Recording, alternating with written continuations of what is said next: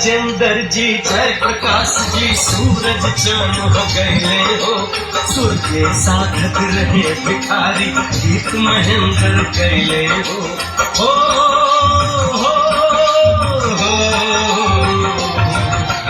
राजेंद्र जी जय प्रकाश जी सूरज चांद हो गए हो। सुर के साधक रहे भिखारी गीत महेंद्र गए हो। गीत महेंद्र गए हो।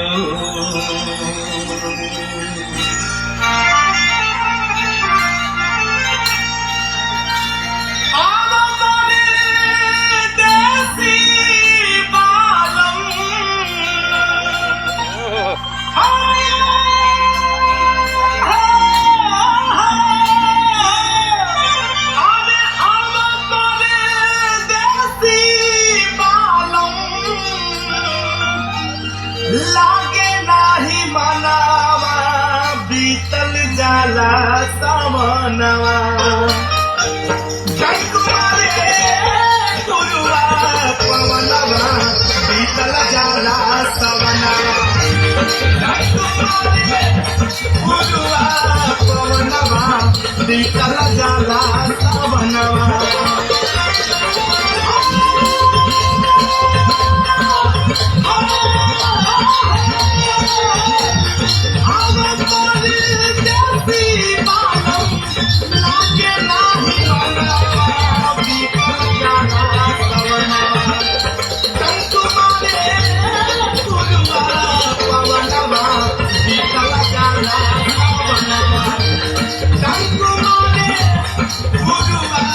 Pavana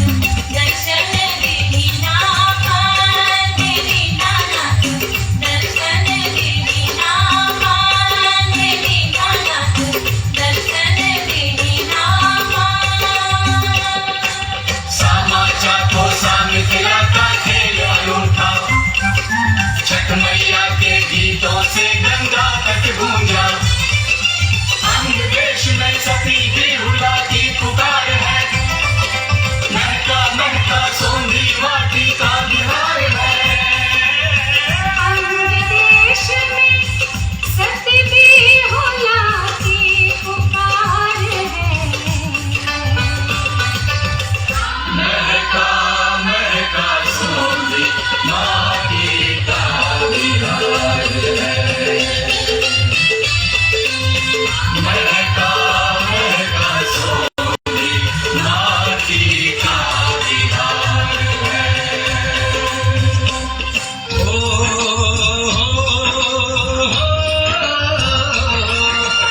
यहाँ दिखे बड़कन छटकन में हो, यहाँ दिखे बड़कन छटकन में संस्कार और प्यार, ऐसन अपन है बिहार, ऐसन अपन है बिहार, ऐसन अपन है बिहार, ऐसन अपन है बिहार, ऐसन अपन है बिहार, ऐसन अपन है बिहार, ऐसन अपन है बिहार, ऐसन अपन है बिहार।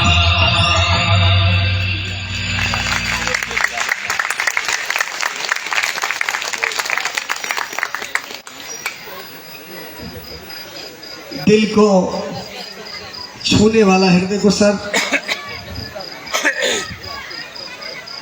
बहुत ही उत्तम प्रस्तुति।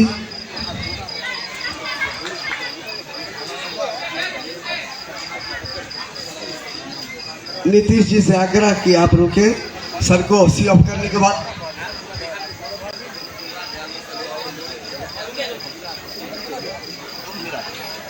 अब दूसरी प्रस्तुति बॉलीवुड डांस स्कूल की, जो बिहार की मिट्टी की खुशबू है, झिझिया। मैं विक्रांत की टीम से आग्रह करूंगा झिझिया बेटियों से कि आप आगे झिझिया प्रस्तुत करें, और उसके बाद गुजरात की लोक संस्कृति पर आधारित डांडिया का कार्यक्रम होगा। मैं आप सभी से आग्रह करूंगा कि इन इंस्ट्रूमेंट को जरा आप साइड करवा दें ताकि डांडिया में दिक्कत ना हो कलाकारों को। पानी कहाँ पानी बाहर में चाहिए ना, पानी फैलाइए ना बाहर में, गिलास में लगा आपको डिस्पोजल वीडियो बन लगा वहाँ से मिला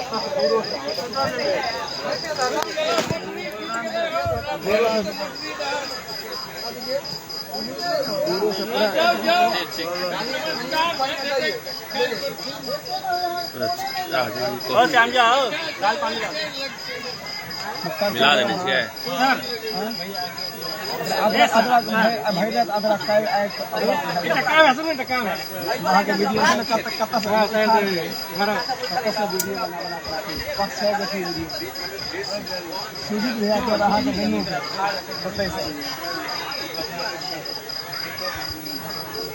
होलसेल में बुझलिए, दू दिन मौका दे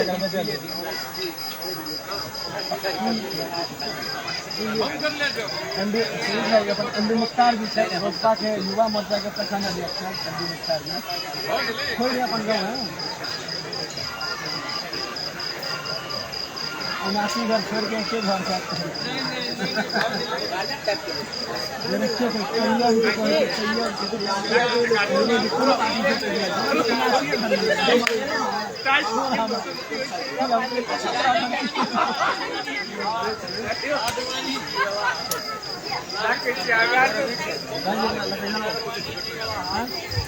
आदेश है, आदेश है।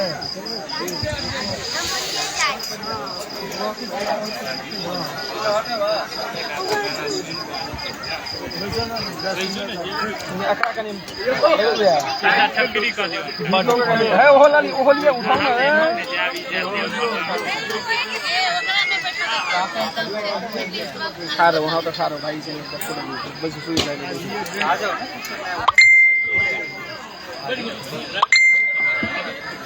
और इमारत पेट में डूब गया।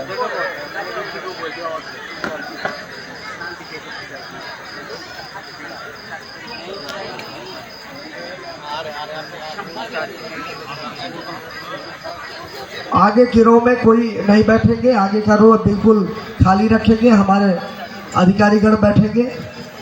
फोन ले लीजिए निकलिए चलो चलिए कार्यक्रम आगे बढ़ाएं। सबटा अपलोड करो। चलो भैया हम आयोजन समिति कार्यकर्ताओं से आग्रह कि जो भी माता बहनें खड़ी हैं सभी को चेयर हमारे पास पर्याप्त है, चेयर निकाल के सबको सम्मान पूर्वक बैठाइए प्लीज। आज बहुत ही अच्छी गैदरिंग है माता रानी के दरबार में कार्यक्रम का आनंद लेने के लिए, और निश्चित रूप से आप सभी के लिए कुर्सियों की व्यवस्था है, आराम से आप बैठे, बस रास्ते पर नहीं बैठे। स्टार्ट करिए। आओ बैसो बैसो।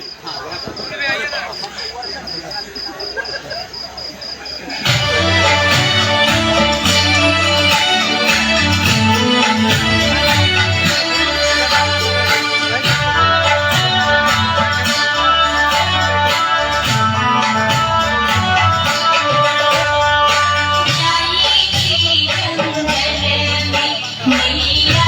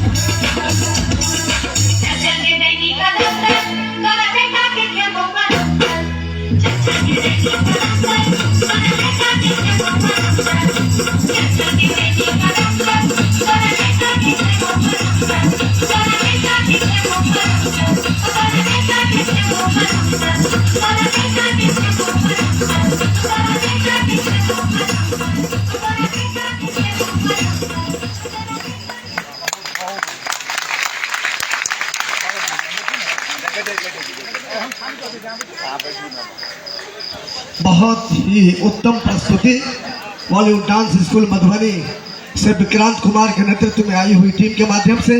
आइए अब बिहार से हम लोग सौराष्ट्र चले।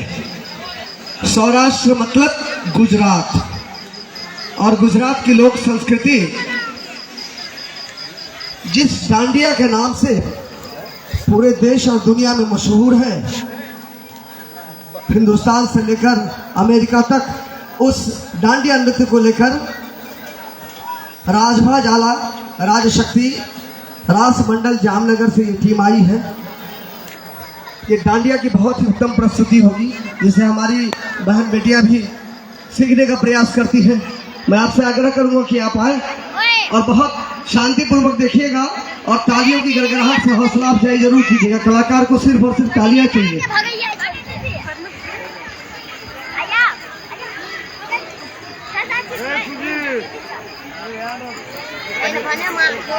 आप हमने बैठे दो उछली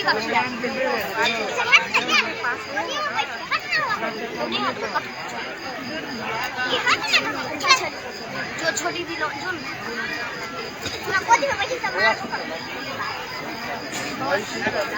इसमें देखिए जी गाना गाना खड़े हुए हैं। गाना गाना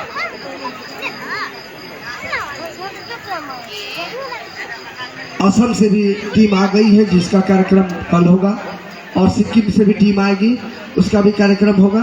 आप सभी रोज आए। 7 तारीख की संध्या तक यह सांस्कृतिक संध्या चलती रहेगी।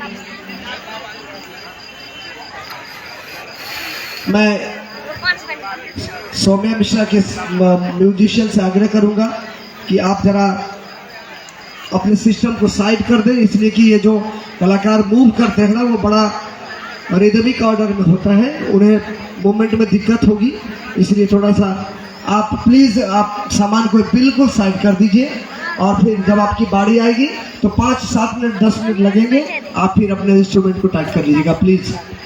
और वैसे भी गुजरात से जितने भी कलाकार आए हैं वह हमारे लिए गेस्ट हैं, स्पेशल गेस्ट है, अतिथि है। कौन दिया नहीं दिया क्या दिया हमको नहीं अभी कुछ ना क्यों मिला क्यों दो मिले थे ना तो प्लीज हाँ सर रैपिडली करिए इस काम को। जितना निकलना है अब खाने पर रखिए ले लेते हैं ना। तो यहाँ फिर अपना ग्रुप में किसको दिया है कुछ नहीं थोड़ा किसको दिया है नाम नहीं पता। अच्छा कुछ अच्छा ड्राइवर से पूछ